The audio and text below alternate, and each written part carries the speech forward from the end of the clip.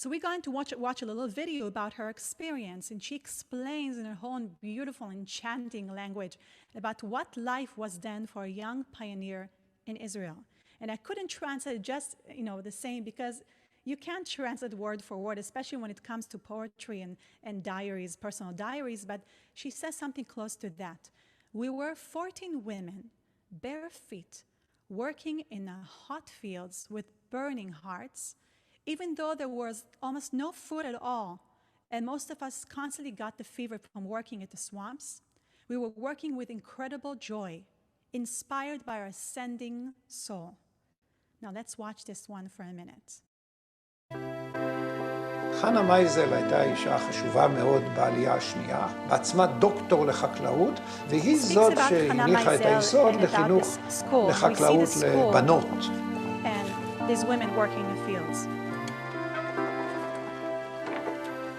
המקום הזה היה בירתה של התנועה לשחרור הנשים בארץ. זו הייתה חווה בית שהכיל בתוכו המון אבזים ומעט תלמידות, ומפה בעצם נולדה רחל רואת הארץ. Who really worked with the ducks around. She was born there. Her spirit was born there. Okay, that was just a little bit. Everybody could see it fine? Okay. And now you can see me, right? Okay, beautiful. So Rachel later went to Toulouse, France. You know what? I forgot to do one little thing. I forgot to record. I'm sorry. I'll just have to hit record. It's recording. It's recording. Okay. Shlomit, you probably did that, right? I knew I can count on you. Okay. So back to that. Rachel went to Toulouse, France to study agronomy and drawing. And she met the love of her life, Michael. She had all kind of little affairs and love and romance, but she had one affair, one big love in her life, who was Michael, who wanted to marry her, but he did not want to make an aliyah. And that was it for Rachel. She wanted to live in the land of Israel.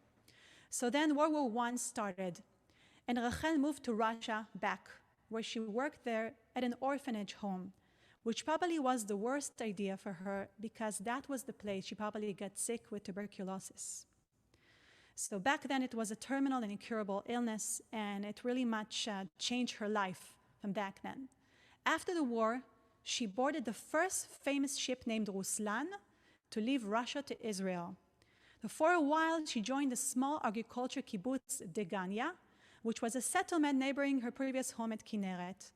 However, since she was diagnosed with tuberculosis, and it was a terrible disease, she was first asked by the doctor to eat in separate dishes. But when it was obvious it's not curable, and she was simply told by the kibbutz member, "You're sick, we're healthy, you must leave."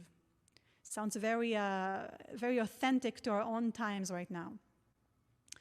She was brokenhearted and now unable to work with children for the fear of being contagious, and was expelled from Degania and left to fend for herself.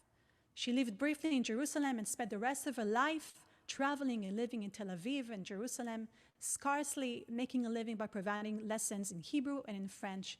And finally, she settled in a sanatorium for tuberculosis patients in Gedera. She died when she was only 40 years old at a very young age, even for that time. And following her wish, she's buried in the Kinneret Cemetery in a grave overlooking her beautiful Sea of Galilee.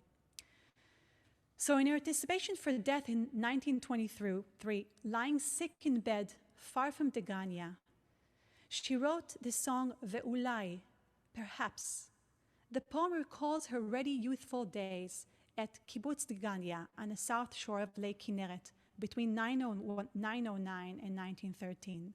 I'm going to share now some of the words of her poetry. Everybody can see that? Okay. So this is Rachel, it's a picture, and the first song we're going to go over is actually My Kinneret. I'm going to make it a little bigger. Okay, I see what you see, so I want to make sure everybody can see it. And perhaps these things never happened. Perhaps I never rose at dawn to plant the fields by the sweat of my brow. Never on the long fiery days of harvest have I raised my voice in song. Never have I purified myself in your azure water, enfolded with innocence. Oh, my Kinneret, were you there, or have I dreamt a dream? Everybody is able to see it? And now I'm actually going to, actually in a minute, not now, I'm going to open the mics and we have a little discussion on a song. If you want to say something, you don't have to, only if you want to. Rachel had a lyrical style. It was very brief and simple and elegant, and she wrote in a conversational tone. But it wasn't the way people that spoke back then. It was something that she completely invented on her own, a conversational type of Hebrew. And she writes as if it's directed to a male reader. And she sometimes say, even though it's directed to a male reader, if you don't read this song as a mother, most chances you won't understand what I'm talking about. And a lot of women poetry at that time was written in a special channel that most men were not getting. And I don't know if it was deliberate or not, because she wrote to a male, but she kind of wanted to hide some certain messages in some of her poetry.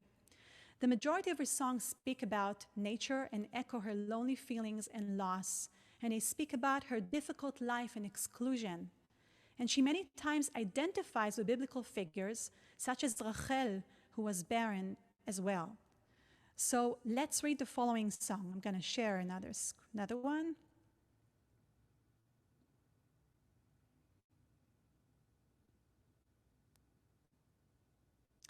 I wish I had a son, a little boy, bright with black curly hair. I would take his hand in mine and stroll slowly, slowly through the garden. Little boy. Uri, I'd call him, my Uri. How gentle and clear this tiny name, a glimmer of joy from a little boy. Uri, I'd call him. But I'm still bitter as Rachel. I am still praying as Hannah in Shiloh. I'm still waiting for him, and so I'll wait. And now I'm going to, you guys are not muted now, so that's good. Anybody want to say something? If you want to say something, you have to unmute yourself first. If you have a comment or a question. Okay, so I'll let you think a little bit about it. And in the meantime, I'm going to play you a little bit of this beautiful song that you just heard. And this song was composed by Gil Dor and Achinor Menini, or her international name, Noah. And I'm sure you're familiar with her. And she actually did a whole album of songs of Leah Goldberg, which you're going to mention a little later today. In just a little bit, actually. And here we go.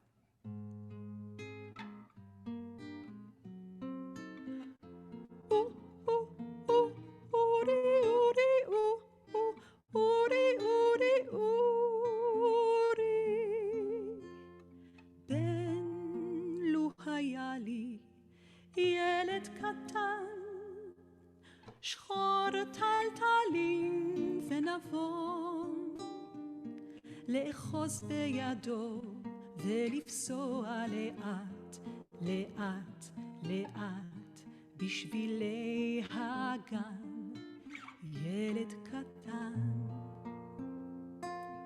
אורי אקרא לו, אורי שלי, רך וצלול הוא השם הקצר, רסיס נערה לילדי השכחה, אורי אקרא לו, אורי אקרא.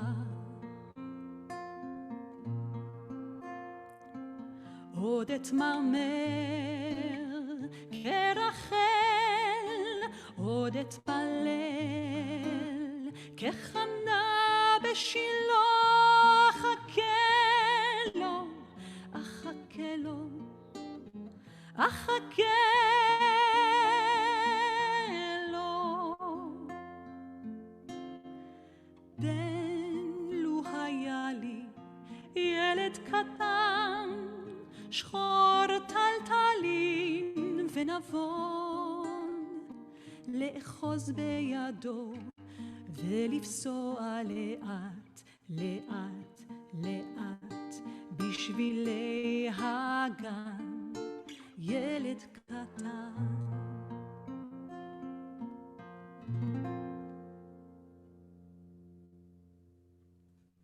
Great. Thank you. I have to remember to turn my mic on and off, or this is so techy. This is, when you perform, it's just you got the mic and that's it. You speak to it, and then I'm going back to my speaking mode. Okay. So going back to here. So that was Rachel. And I want us to read just one more song of Rachel, and it is Sham Harei Golan. There are the mountains of the Golan, and I think this is Rachel's greatest love. That's where it all started. Not Michael, but the mountain of the Golan. And I'm going to share the screen so you can all see it. And it would be really nice, Shlomit, if you can unmute somebody who wants to read it on their own. And we're reading Kinneret. Do we have a volunteer? Can't hear you. Okay, I will read it. Over there are the hills of the Golan. Stretch out your hands and touch them. In their stalwart stillness, they command you, halt. In splendid isolation, Grandpa Hermon slumbers. A cool wind blows from the peak of whiteness. Over there on the shores, a low-topped palm tree stands, disheveled like a mischievous infant that has slid down, splashing in the waters of the Kinneret. I will let you continue reading it on your own a little bit, while we switch to speak a little bit about Leah Goldberg. And Leah Goldberg is one of my favorite all-time poets. She's actually that famous that you have Israeli bills with her picture on it. I'm going to stop sharing the screen just for a second. And she's similar to Rachel in certain things, and she's a little different too. Actually, no, I'm sorry. Before Leah Goldberg, we'll speak about one more person, and her name is Zelda Schneerson-Mishkovsky. Are we familiar with her? Have we heard her name before? Yes, I see some nodding, so that's great. So Zelda is known as Zelda, not her full name, and she was born in Ukraine in 1914, and her father was the great-great-grandson of the third Lubavitcher Rebbe from the Chabad dynasty. By the way, I hear somebody doesn't have a mute on. I don't know who it is. Shlomit, I kind of muted everybody except me. Okay, all right. I don't know what it was. All right, so her family settled in Jerusalem, and Zelda attended a religious school for girls in British Palestine. She moved to Tel Aviv and Haifa and Jerusalem, and she taught a lot. I'm going to speak really briefly because there's one beautiful song I wanted to share about her, from her. In 1950, she got married, and she started devoting herself to writing. And one of her famous students was Amos Oz, famous Israeli author who wrote the memoir A Tale of Love and Darkness. There was a very beautiful film with Natalie Portman starring in it. She, I think, produced it as well. He was her student.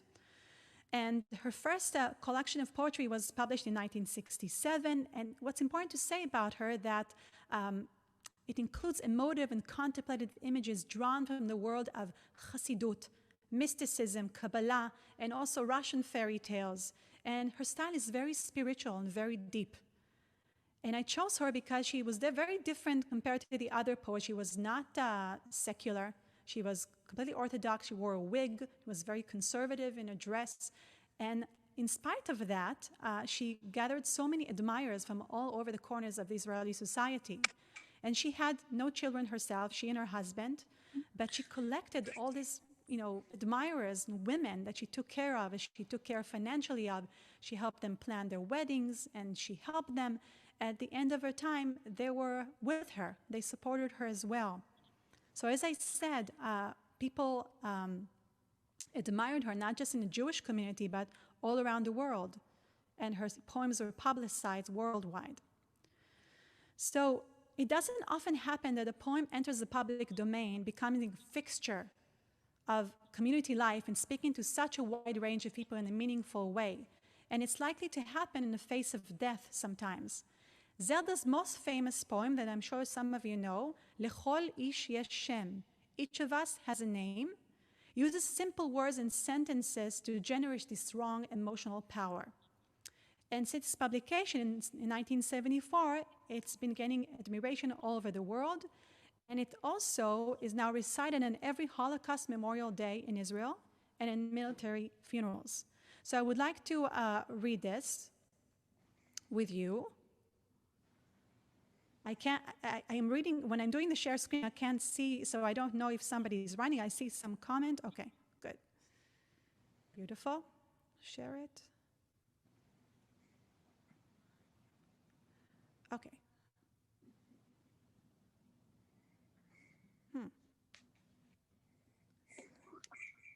And I was supposed to speak about, like, okay, here it is.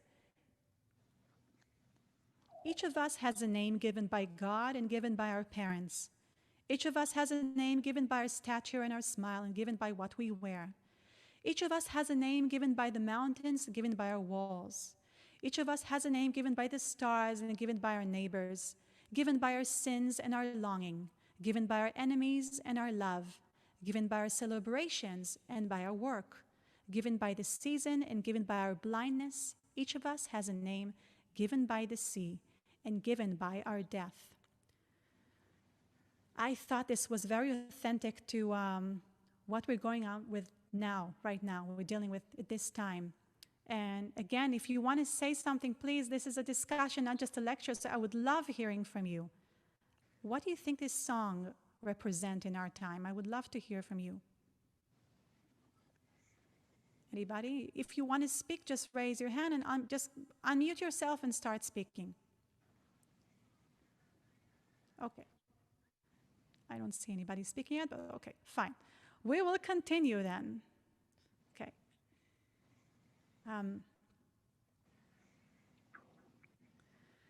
So this was Zelda, and I'm going to speak now about Leah Goldberg, which I said before, and one of my favorite poets of all times.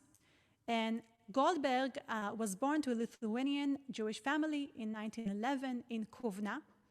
Her parents spoke several languages, but Hebrew was not one of them. She had a very difficult childhood. Okay, thank you, Shlomit. She had a very difficult childhood. She lived in Ukraine at that time, but it was very difficult for the Jewish people, and her family was actually abused. They were on a journey, and soldiers spotlighted her father, who had mental illness, and they abused him, they tortured him, they pretended to execute him for 2 weeks, and they didn't, which really kind of pushed him to the top, and he was hospitalized in a mental institute, and that affected her writing and her life, all her life. She was really afraid that she's going to inherit it, she's going to pass it along. But yet, at the same time that she had a difficult childhood, she was a brilliant student, and she was very successful. She began writing personal diaries in Hebrew when she was only 10 years old. And in 1926, when she was 15 years old, she wrote in her personal diary, "The unfavorable condition of the Hebrew writer is no secret to me. Writing not in Hebrew is the same for me as not writing at all.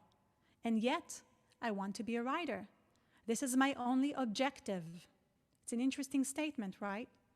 I think for a young woman at that time, with everything going on, wanting to be a writer, and not in your native tongue as well.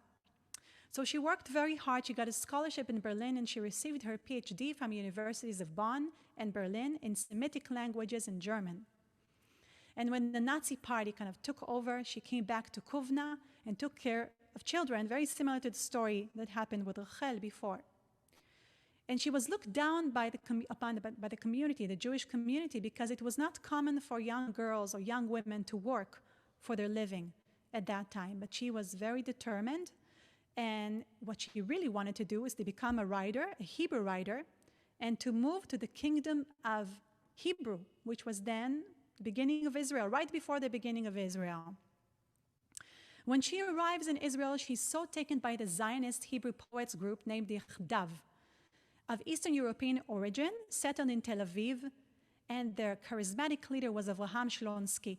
It was a well-known bohemian literary group of writers and artists. They sat regularly at Kassit Cafe in Tel Aviv. Tel Aviv was a beautiful, elegant city back then, not these old, apartment buildings that you see today. And among this group was the legendary poets such as Natan Alterman, Alexander Penn, and of course Shlonsky. And he wanted to recruit Leah Goldberg as their new talent. Everybody knew her mostly because of her children's books. Many of the most beautiful children masterpieces were written by her. There is a famous book named Dira Lehaskir, an apartment to rent, that all the children in Israel grew up. I'm sure, Shlomit, you know that too. And Yeah, one of my favorites. Yes, it's amazing. And it describes different kind of animals that come to live in an apartment building, and everyone is so different, and they want their own thing. And basically, she taught children how to coexist and see the different in one another through looking at different animals and accepting, one of them as their own. We need so it it's today. really, really beautiful. Yes. Goldberg was also the only woman in that group. There were many other people, but she was the only woman, and she had to fight for a position as an equal talent and a brilliant writer. And what helped her gain this status was that she publicized quite a lot. She wrote essays and articles and children's fiction, poems and short stories. She edited, she translated, she was a literary empire. So they had no choice but to accept her as one of the group members. In Tel Aviv, she worked as a high school teacher and wrote in the leftist Hebrew newspaper Davar and Mishmar, and she also worked as a literary advisor to Habima, which I'm sure you know is National Theater in Israel till this day. She described Tel Aviv as a real European city. It was loud and changing and something between Berlin and Kovna. And she was very excited to live there. Many pictures of her sitting in a cafe with these groups of poets and writing, and speaking about art. I'm sure it was fascinating. Leah Goldberg was always elegant, very conservatively dressed, and always with a cigarette in her hand. It became her iconic look. She was called the poet of the broken heart for a reason. Again, she was very different in the social scene back then. Women generally got married really early. They wanted to start a family as soon as they can. And she preferred to be alone. She never married, had no children. And this subject was a taboo. You couldn't speak to her about it. She said the only thing that matters to her is her art and her creation.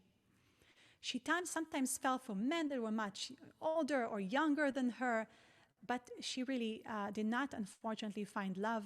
She lived with her mother, who made an aliyah later to Israel, and her mother was everything to her.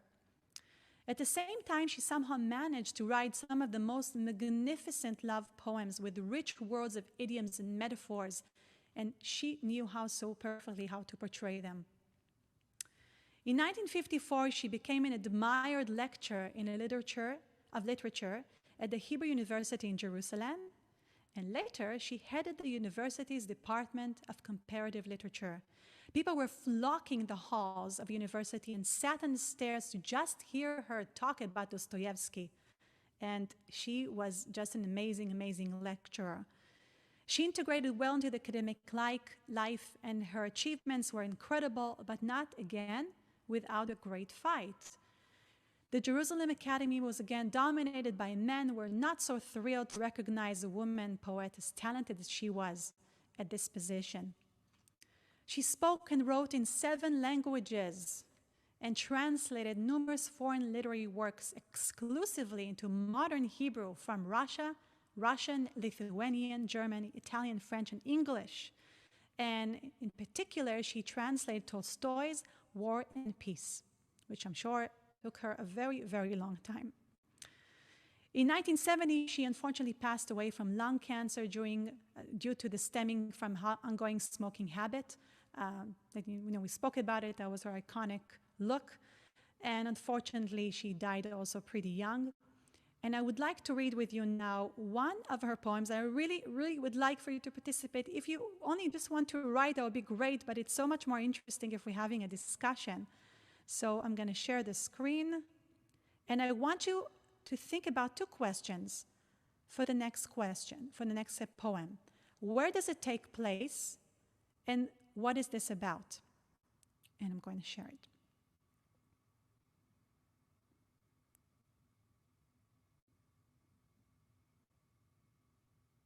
Okay, so the song is called Mechora Sheli, my homeland, and it's also called Mishirei Eretz Ahavati, from the songs of my beloved land. I'm going to read it first and think about the questions. Where is it taking place? What is it about? My homeland, land of beauty and poverty. The queen has no home. The king has no crown. There are 7 spring days in a year, and cold and rain all the rest. But for 7 days the roses bloom, and for 7 days the dewdrops shine. And for 7 days windows are open, and all your poor beggars stand in the street and lift their pale faces toward the good light, and your poor beggars are happy. My homeland, land of beauty and poverty, the queen has no home, the king has no crown. There are 7 holy days in the year, and hunger and toil all the rest. But for 7 days the candles are blessed, and for 7 days the tables are set, and for 7 days hearts are open. And all your poor beggars stand in prayer, your sons and your daughters are grooms and brides, and all your poor folks are brethren. My miserable land, impoverished and bitter, the king has no home, the queen has no crown. Only one in the world your praises has spoken, your infamy and shame all the rest. And therefore I'll visit every street and corner, every market and courtyard and alley and garden. From the rubble of your ruins I'll gather little stones to keep for souvenirs. As from town to town, from country to country, I'll wander with a song and a music box to relate your glorious penury. Nice, huh? Okay. Okay, come on, let's speak about it. Where is it taking place? There's no wrong answer. It's all interpretation, you know? Hi, Sherry. Hi, who is this? Eliana. Eliana. Okay, yay. So the whole time you've been talking, I can't help but wonder, from a say hi, from the historical standpoint of how the of how the land of Israel, came to be and came to be a country. How much of that unique journey that Israel had laid the way for these women to become who they became. Right. And that connection, we talk about as Jews, we talk about that connection to the land and the connection to the book. But as I'm listening to you talk, I'm rethinking this connection to the land from a uniquely female perspective in a way that I haven't really thought of it before. I've always thought of it, our connection as a group, as a community of Jews, and not just our unique connection as women. Mama, Nice. I love that. Thank you so much for sharing this. It's beautiful.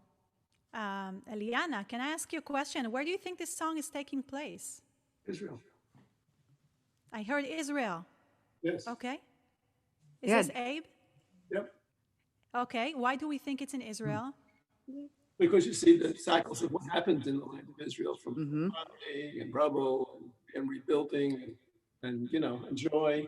And it goes in cycles, from antiquity to the present day. Yes, absolutely. Beautiful. Okay, that's one interpretation for sure. Thank you so much for sharing. Anybody else? Okay. Another So, question. I have a question about the 7 days. yes. Uh-huh. The 7 days, are those the holidays? That's a very good question. And I'm glad that you said that because that raises the question, is this in Israel?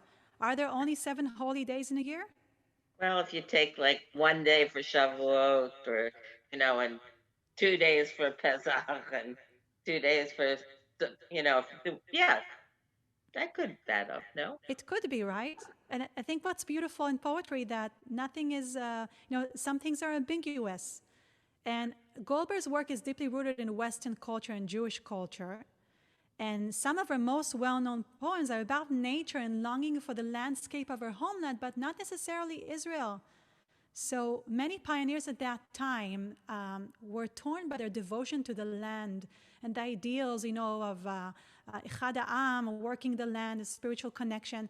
And they spoke Hebrew and they were very enthusiastic about the ideals, but I think that they grew up dreaming and longing to their homeland, their origin.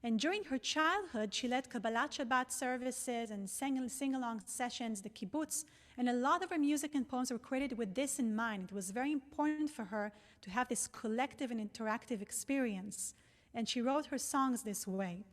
So Shemer studied at the same music school I went to, the Jerusalem High Academy of Music and Dance. She completed her studies as a teacher, and she served as a teacher for Children's Garden. She wrote songs for children, and after being drafted to the Israeli army, her talents were recognized, and she quickly ascended to be one of the most sought-after writers for the Israeli army troops. So it's important to understand at this time, Israel was beaten with wars. We had the 6 Days War and the Yom Kippur War, and it was a very common thing then for composers to write special songs for the Israeli troops, what we call the troops that went and entertained the soldiers at their bases. They wanted to kind of lift their morals, make it a little bit more optimistic for them. And that was the time that actually many of the famous actors and singers and musicians and writers got famous. They started their careers from that time. And Naomi Shemer was one of them. There's a famous movie called Halahaka, The Troop. I really encourage you to see it. I don't know if it has subtitles. And it tells the story back then in the 70s or the 60s even of these troops and the relationship and what happened, how they created their music. It's very, very interesting. So I would like to play a little video for you from this movie with Shemer's song, and the song is Ilu Tziporim. It's a very famous song, and it speaks about the freedom of birds. And that scene takes place in one of the bunkers, and that troop, the Lahaka, is singing to the soldiers, trying to make them a little bit, more, to lift their spirit a little bit. And I don't have the words in the presentation, but I will just read 1 or 2 lines for you. If only the birds that fly over the sea spoke like human beings, what stories would the birds surely have about the lands beyond the mountains? What kind of carnival would that be for all the poets? So let's watch this short clip. The sound might not be perfect, but we'll do the best we can, right?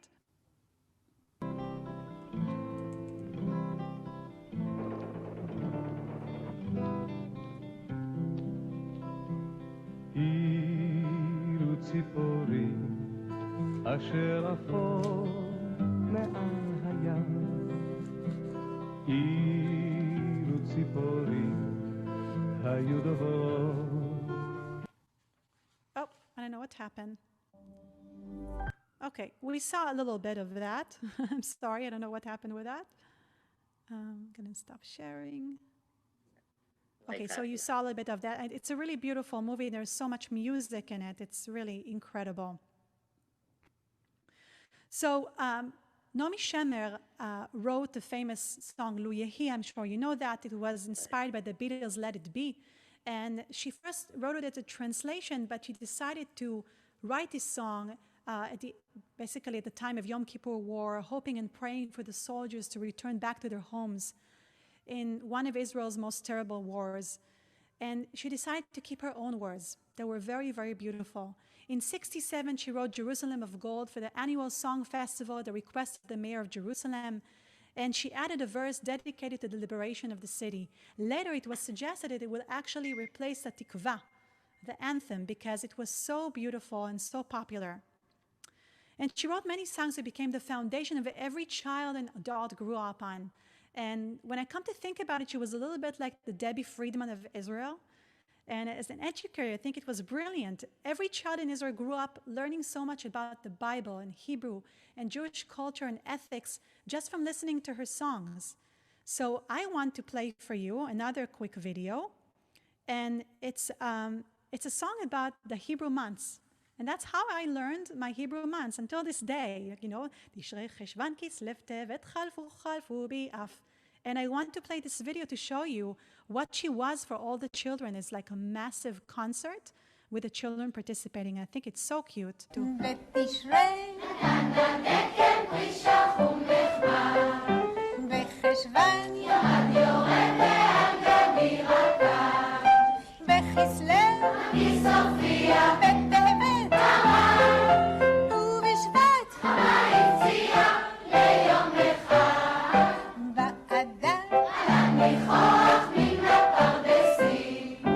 בניסן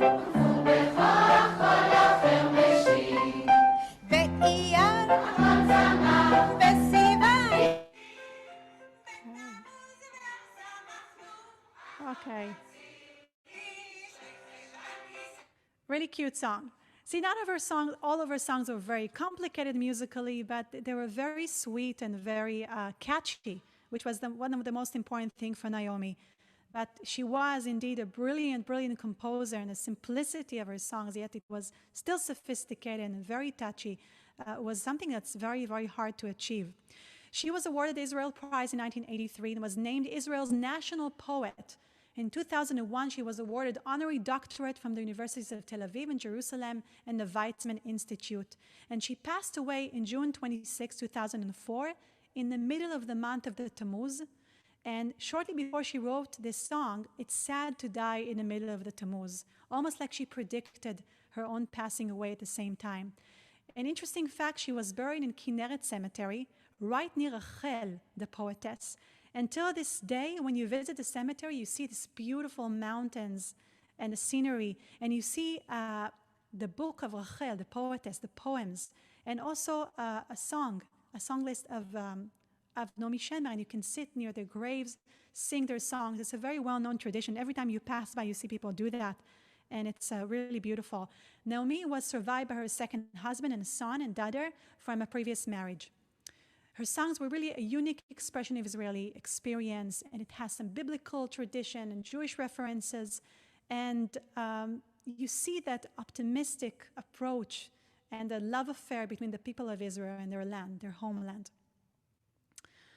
One more thing I want to do about Naomi Shemer is we know that she wrote a lot of beautiful songs about nature.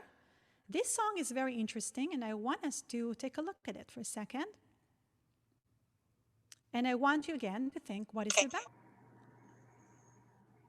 Okay, so that was Zelda. We spoke about her, Naomi. And it's called Walls in Protection of Vegetation. This is, by the way, really beautiful. I wanted you to make sure that you see this beautiful picture of Naomi.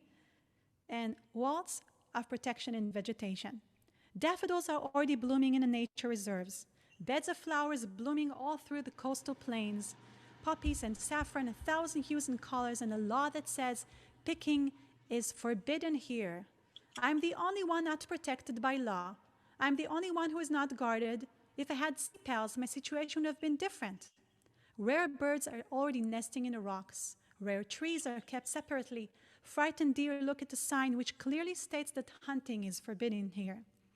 I'm the only one who does not have a sign put up for me. I'm the only one who does not have any fence around me. If I were, say, a doe, then my situation would have been different. Sir, be careful. Do not touch the iris.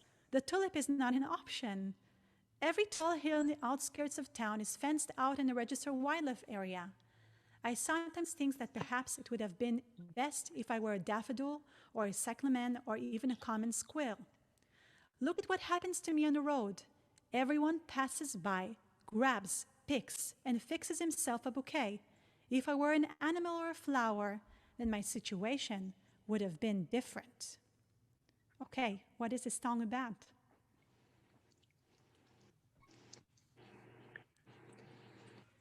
Sure. I didn't see the on her biography. When was she, I don't know, kind of coming of age or in adulthood, or would have been writing this? What is the time frame? For this specific song? Mm-hmm. Okay, that's a very good question. That's 1966 or 1967? Okay, and she was in Israel when she wrote this Yes, poem? and Naomi was born and raised in Israel. And She was the one who was that true Sabra you were saying. Yes. Okay.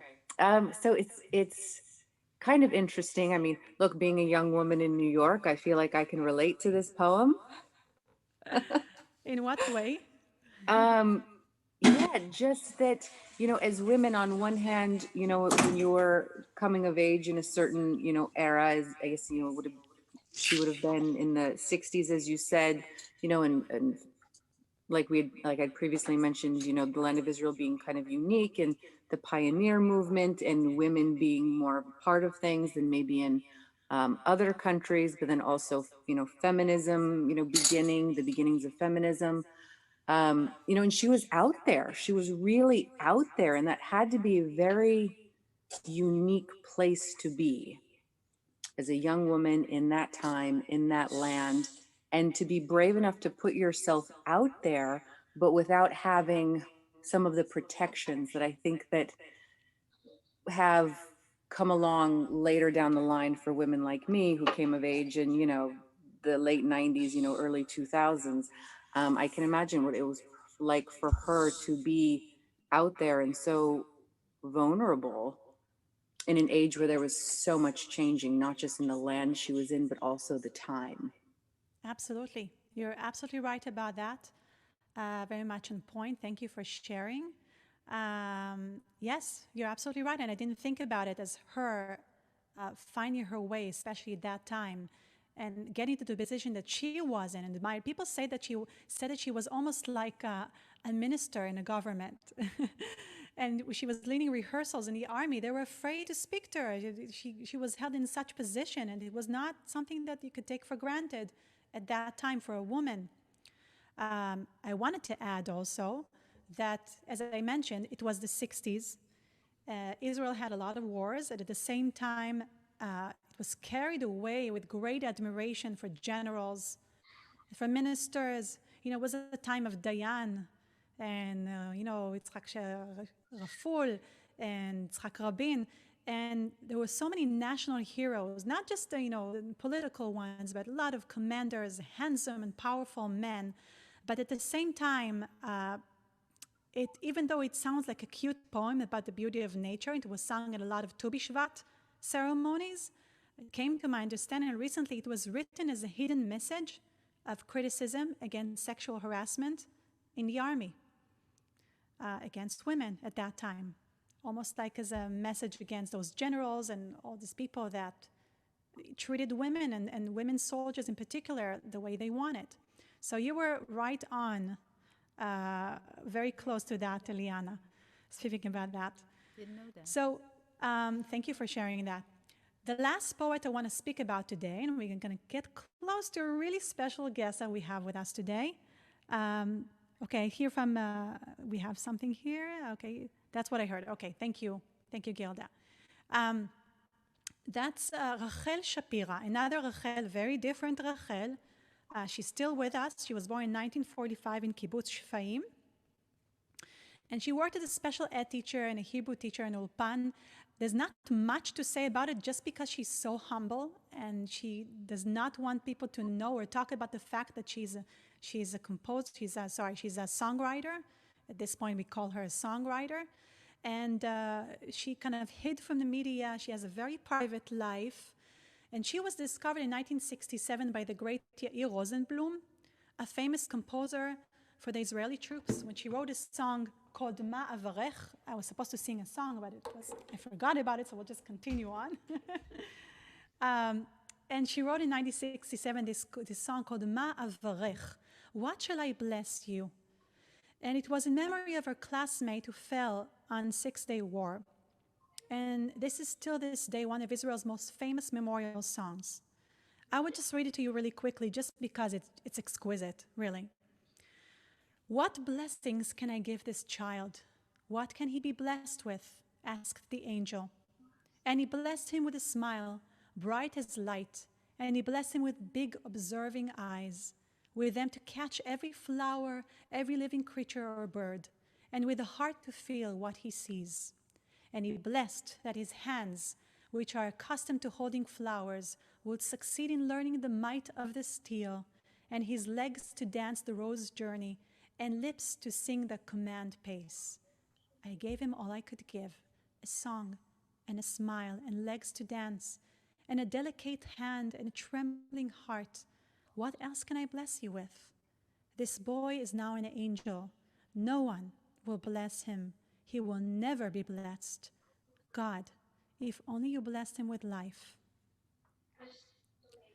So I think some of Israel's most amazing poems and songs were the ones written in memory of people who fell in the wars. Like, you can do a whole lecture just about this music and these poems because they're so special. And I have to tell you, from my own experience growing up in a family that lost two people in the wars, I miss this experience. Every year in Israel's Memorial Day, we would go to the graves, and you see, normal times, not now, thousands and thousands of families gathering by the graves, and you hear these songs, and it's this collective feeling, with this amazing music and this melancholy that's very special and unique to the land of Israel, from unfortunate reasons too. So Shapira wrote numerous famous Israeli songs, popular Israeli artists, bands, and many have sung by the army troops. And different than the other poets, she always led a very modest lifestyle, as I said, very far from the media. I was very lucky to attend one of her evening of songs here in the city, and I didn't know she would be there, and I haven't realized that all the songs that were sung were her songs, because many times she wouldn't even accept money for that. She just wanted to write for the sake of writing. So we spoke a little bit, and she was so sweet and modest, and we stayed in touch after that. When I told her that I'm a cantor and I'm doing a session of about poets, and she's one of them, she was so moved and touched. So really a sweet, sweet soul. She wrote about nature and love and politics and quite a lot about women too. This next song is very, very special. I want to read it first and invite you to think a little bit about that. Everybody can see it? Okay, so this is Rachel Shapira, very sweet, and it's called Walls of Clay. Walls of clay closed in upon you. Oh, sister, shame on you. Walls of clay, seasons of drought. Sister, you're not careful. A rejected lamb, the shame of the herd. You're not all right. Something is wrong. Never giving in, you are insane. What do you know about walls of clay? Thorny eyes are following you, shooting arrows in your direction. You're like hostile fire, yet the women of the tribe are wailing. Oh, sister, save your soul. You can't demolish these walls of clay. Never giving in. You are crazy. What do you know about walls of clay? Pretty powerful, right? So we see this as a little bit of a different kind of writing. It's a little, kind of more modern. And this symbolism. wrote, There's yes? a lot of symbolism there. I don't know what it means. Can you guess? Not really. It just goes in different directions. Okay, like one of them would be what? Well, she talks about walls of clay. That could be just she's pent up in a house like we are now. And then she talks about I didn't think about this. all kinds of other metaphors that just don't relate to being pent up in a house. It's a negative. It's a very negative feeling about life in general, I think. Yes. Anybody else would like to share? Sure, Sherry. Yes. It's Elise. Hi. Elise, hi. I think, clearly it's a metaphor, I think, for there are a number of dimensions, and I don't know her work, of women's secondary place and sometimes the abuse, both emotional, verbal, sexual, that they too often sustain. And I'm not sure about the clay. There's something about the substance of clay, whether it's movable or not movable. She doesn't say concrete, but she's not writing here at this point in time. But the ability to change, to break out, it's not optimistic. So for me, I don't know whether it's some personal experience or she's speaking about women in general. So in Israel, thank you so much, Elise. You're absolutely right. And you're very close as well. In Israel, it's considered as, again, criticism relating this time to Mizrahi women, to Sephardi women, especially in Yemen. They were trying to break through the chains of tradition. It's this girl that's trying to set herself free from her father, from her husband, the male figure in her life, and basically having no chance. It could be abuse, but not necessarily. And it describes what can happen to a young girl who goes against the rules society has planned for her. There are different opinions regarding what the meaning of the song, and as you said, you can see it in very different dimensions, but many see it now as a song that call women to break the glass ceiling and fighting to have their voice heard. And now I'm so excited because we have a very special guest that also helped me a lot through this session. Thank you so much. And this is Shlomit Levy. Shlomit Levy is an extraordinary acclaimed singer from Israel. Wait, I want to see your face. 1 second. There you are. Your beautiful face. And she's also a dear colleague of mine. Shlomit specializes in Yemenite music, and her family is originally from Yemen. The Jerusalem Post lauded her as the new Ofra Chaza, and soon you'll understand why. You really can close your eyes and you hear Ofra Chaza. It's pretty amazing. She was the soloist of the oriented mental band Orphan and Land, so she's truly a rock star, for real. And she now lives in the States, and she's performing with recording artist Rabbi Soul and leading lectures of Yemenite music as well. Is touring all over the world and, continuing with her beautiful singing. And Shlomit will also participate in an upcoming musical program I will perform a little later. And I couldn't think of somebody more perfect to sing this song. So Shlomit, please honor us. Thank you. Thank you so much. It's a pleasure to be here. I'm just going ahead and sing a bit of this song, this beautiful song that really touched my heart. And one time I even was requested to sing this song on a mother's grave.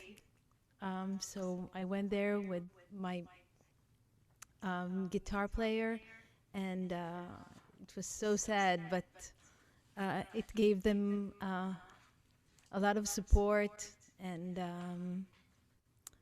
I was so lucky to be able to help them because it was her final request to hear this song.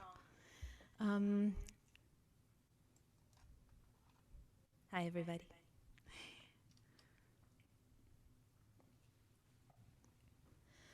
חומות הימה סוגרות עלייך, אחות קטנה חבל עלייך. חומות הימה עונות בצורת, אחות קטנה את לא נזהרת, טליה דחויה חרפת העדר, את לא שפויה, את לא בסדר, לא נרגעת, את משוגעת. מה את יודעת על חומות חימה? טליה דחויה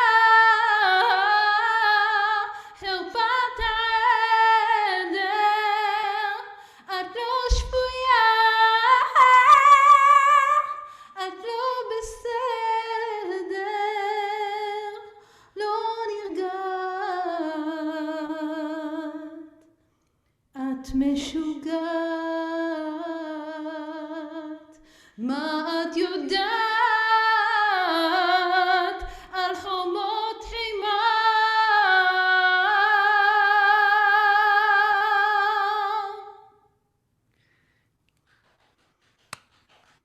Amazing. Oh, whoa, goosebumps. Thank you so much.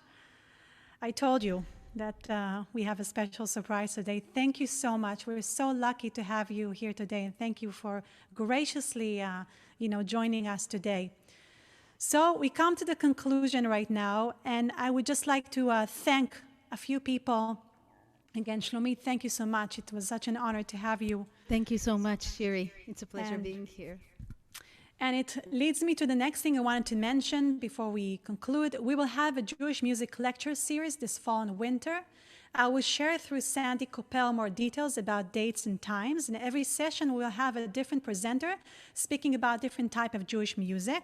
I will lead some of them and will be others. And Shlomit will be leading an unforgettable session about Yemenite music and culture. You don't want to miss this. I would like to thank Barbara Gerber-Krasner, our head of programming at Or Olam Synagogue, for your endless support for quality programs at Or Olam. Thank you so much. I would like to thank Sandy Coppel for sharing this class with MetroNorth's Women's League of the Conservative Movement. Have I said it correctly? I hope. And of course, the women of MetroNorth, as well as Linda Kleppner. Thank you so much for all your help. Now, if you have any comments or if you have something in particular that you liked, or if there was something else you would have liked to learn during this session, I would really, really love hearing from you. I really mean it.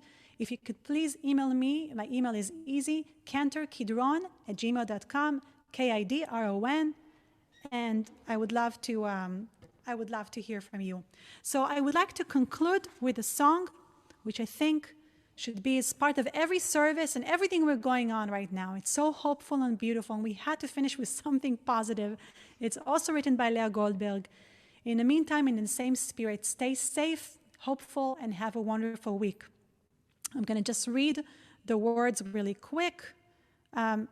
Teach me to pray and to bless you for all, for the ripening fruit, and the fading and fall, for the freedom to breathe, to sense and to hold, and to know and to wish, and to fly and to fold. Teach me to sing you the songs of your praise, for the cycling of moon and the opening days, so that each of my days forever be new, so that each of my moments will ever be true.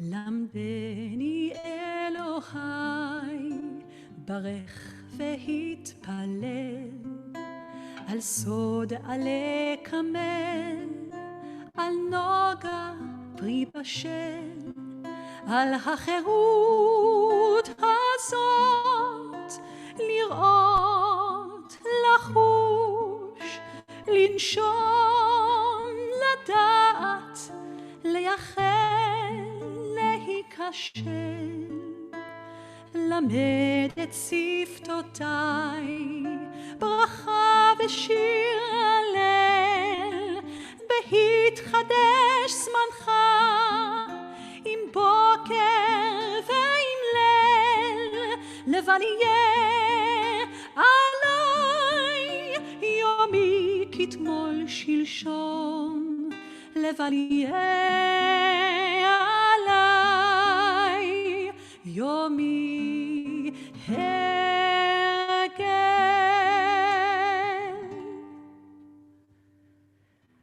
Thank you so much, everyone, for joining. Please say hi, unmute yourself. Thank you so much, Shiri.